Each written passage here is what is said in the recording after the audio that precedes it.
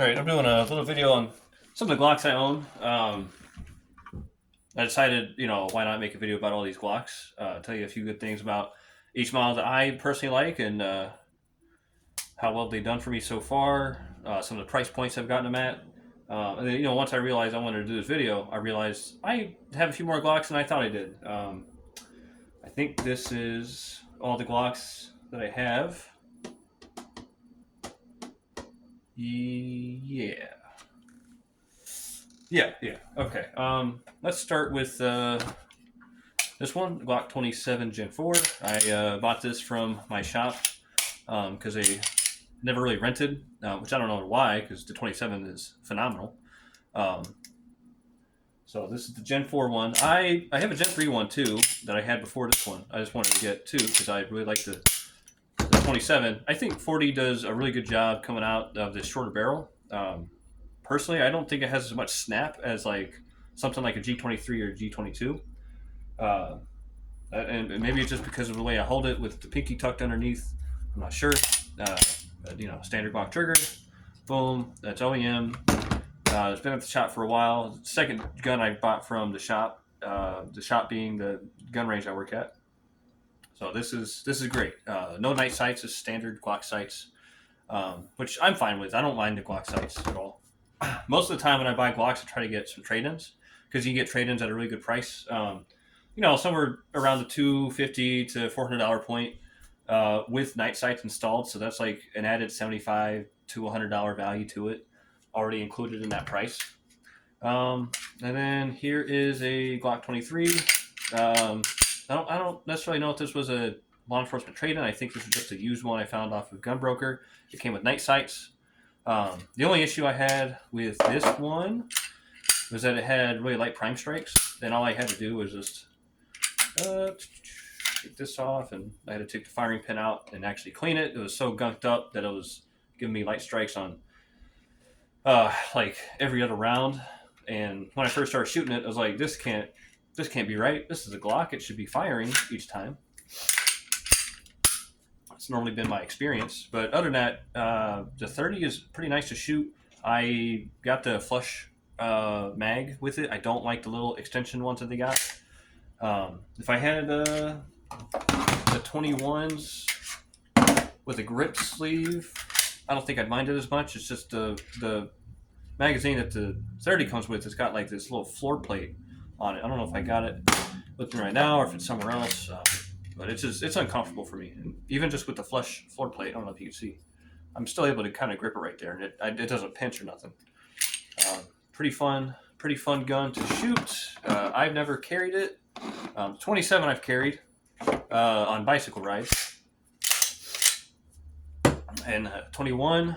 Glock 21 not something I've carried. I'm a smaller guy, so this is quite a bit to try and conceal and carry. I probably could open carry it. I just don't have a whole lot of need to open carry unless if I was at the shop, and even then, it's just a little bit extra bulk. I don't feel like carrying around when I could just pocket my my Glock 43. So this one came with standard sights. I think I remember getting a pretty good deal on this for like $330. I won it on a bid. Nobody bid against me.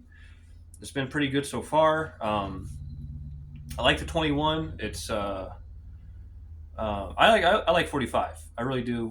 As a cartridge, it doesn't. It's not snappy. It's more of a push than it is a snap. So it's. I like it a little bit more in terms of how it feels when you shoot than 9mm and 40. But to each their own. Glock 19 Gen 5. This might be the most expensive Glock I ever bought because I bought it at a store in person, and it was like $620.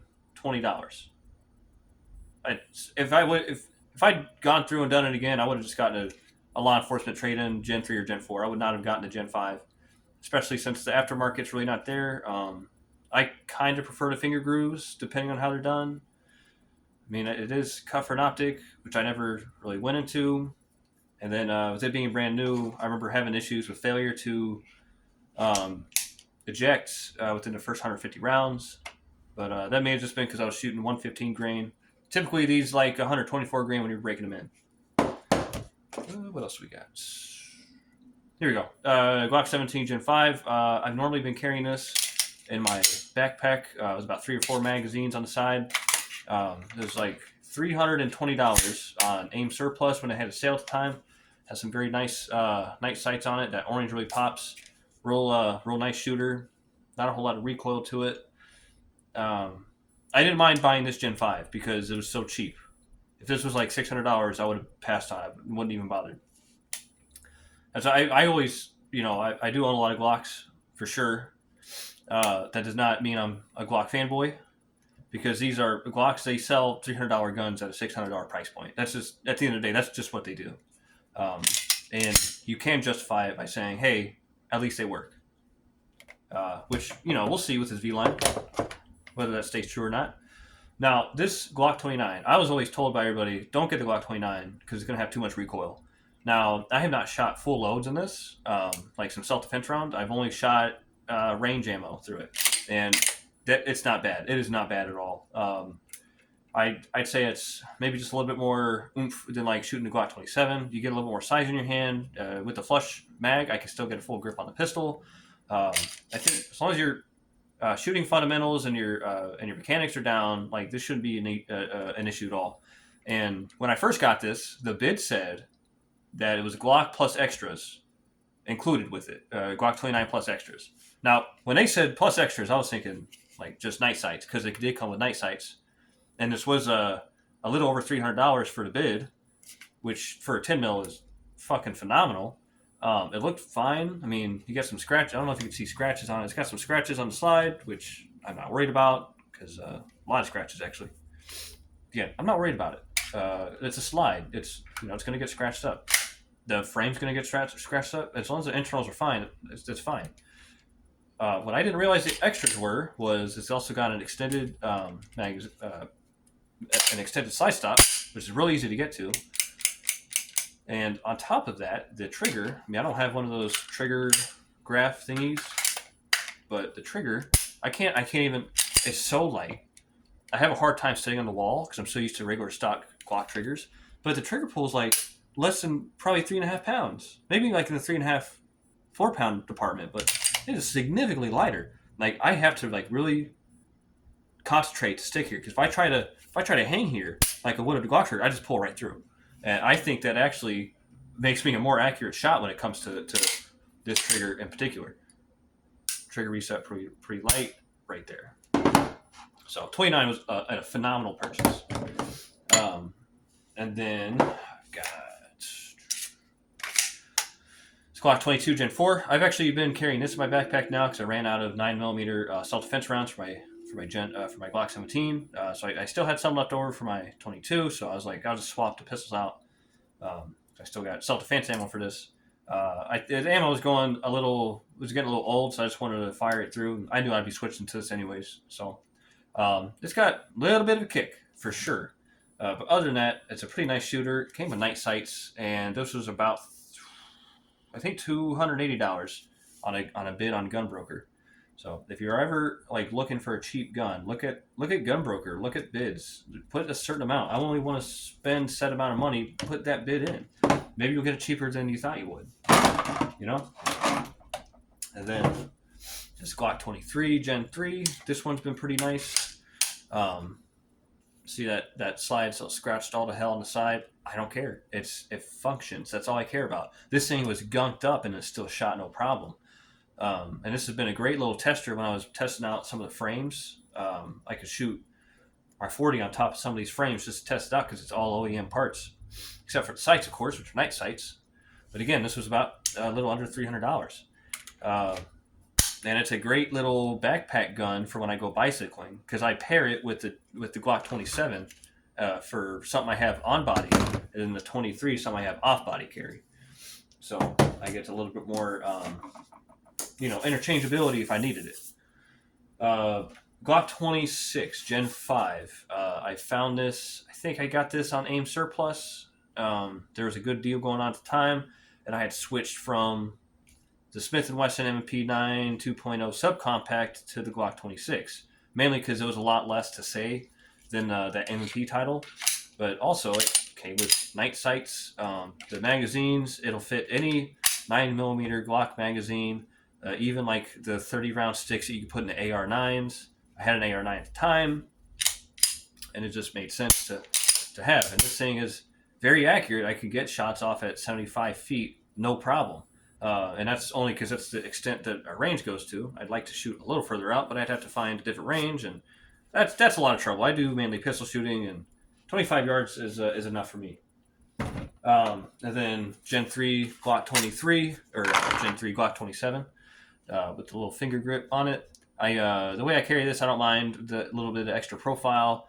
This feels better to shoot than the Gen 4 for some reason. I don't know if it's because of the stippling on the back or what, but I mean, it does come with night sight. So, and this has just been a really nice shooter all around. This is probably up there with one of my more accurate Glocks with the Glock 29, because it's just a attack driver, this thing, and not a whole lot of kick to it either.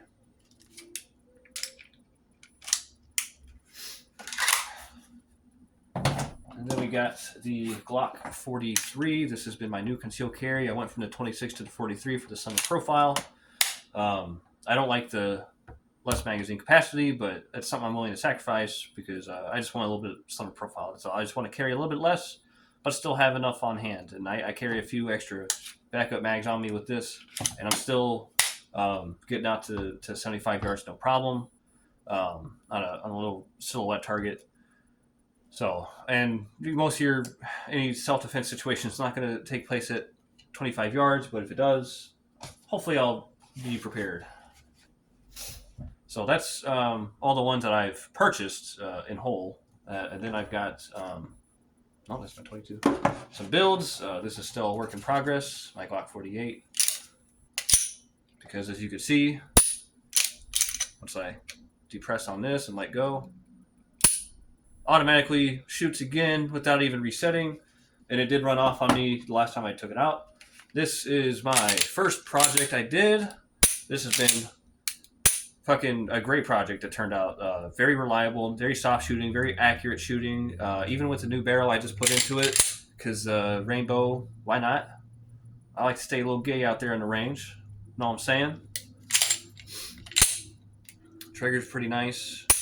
It's not as hard as some of these other Glock triggers. And this is an aim surplus kit, by the way. Yeah, it's a whole aim surplus, I think, lower and upper parts kit. Everything turned out pretty well with this. And that's surprising because ever since this one, I've not had a solid parts kit for them. I bought maybe a couple more, and I just had something go wrong with a thing or two, which is fine. You just buy an OEM replacement part for a little bit more money, and it becomes a bit more reliable. Glock 40 with the gold slide because I'm like that. I switched out the firing pins between this and my Glock 20, so my Glock 20's got the kind of shitty firing pin right now. I got another firing pin coming in for it, and hopefully that'll solve all my issues with it. And then Glock 17 project. This one turned out pretty good, pretty easy. As you can see, I got a lot of wear right there. I was filing that part down to get it to mesh with the slide cut up here. Slide cut it just needed to shave down a little bit more. I wish I would have done the slide first before I did that, but it would have kept rubbing up on that anyways.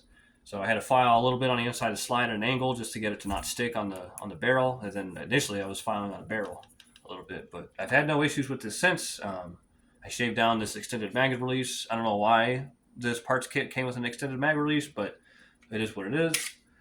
Matter of fact, I made about that separate.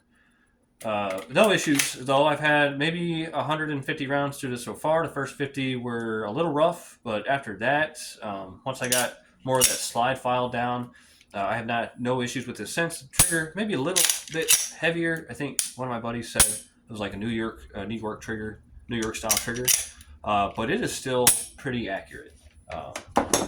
He said something about 12 pounds. I don't think it's 12 pounds.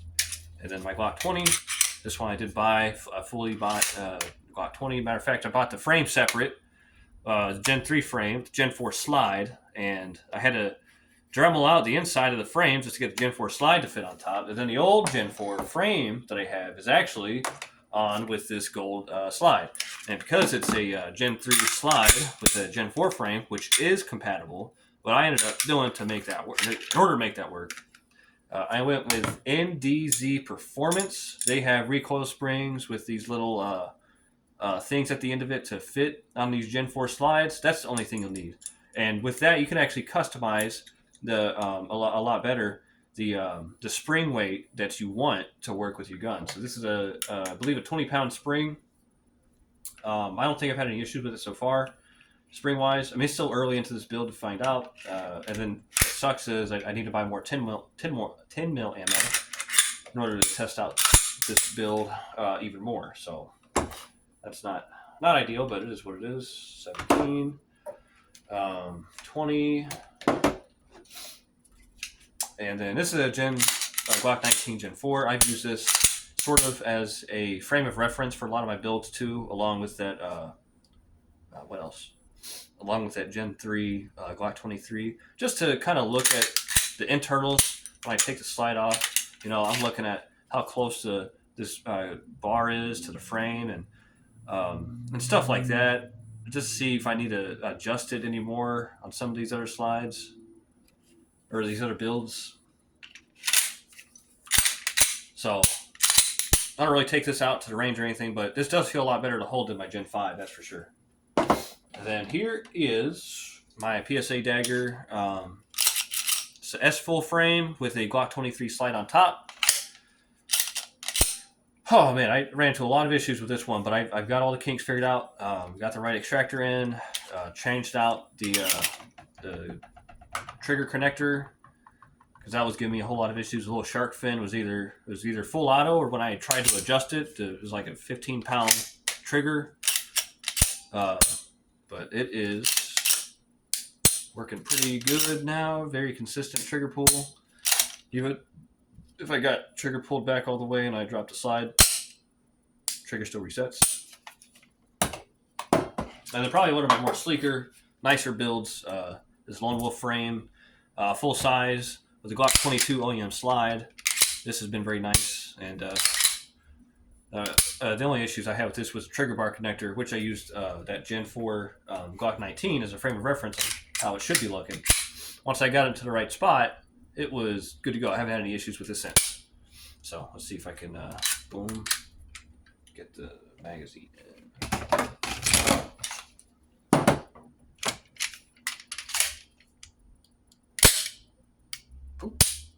Very light trigger. I don't know what's, I think it's the Lone Wolf trigger. So it's pretty nice though. Reliability wise, I don't know. These are all builds. I don't know what the reliability is going to be like on these things. So that's honestly, these builds are more for the range. Except I would trust this one. I would trust this one for sure. It's not giving me a reason not to trust it so far. Initially, it did, but it's been through some rounds for sure, and I've only cleaned it just a couple of times, I think.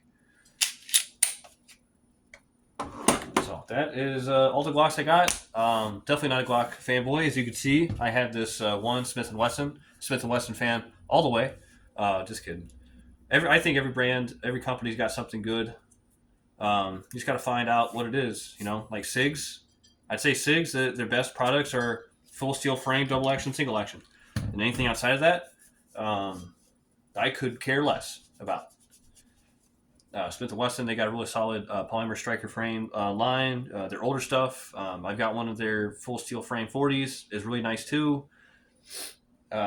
Taurus, they've got great revolvers. I could say something good about just about any weapons manufacturer. Probably something bad about every single one too. Like High Point, a good thing, price point, great price. Cons, just about everything else. Pro, you can use them as a brick. That's about it. A good price point, you can always use them as a brick. But if it's all you got, it's all you got. But if you're having trouble, like if you're trying to do stuff on a budget, I think that's where these builds can come in, because you have a lot more control over the builds. You know, you could piecemeal it, spend $350 at the end of the day, get something together, maybe another $50 in ammo, just try it out, test it out, get the whatever kinks worked out, then you should be good to go. But I mean, if you don't trust yourself with that, I'd say Taurus is a solid budget one to go to. SARs. Who's another Stoger? I think Stoger's got some good budget options as well, and you can always find some good deals out there. I mean, you could find $300 Glocks if you need it. If you, I mean, you know, if you want something reliable, there's $300 Glocks out there for sure. You know, as long as you don't mind going to a 40, 40 ain't bad. That's all my Glocks for the day. Hope you all enjoyed.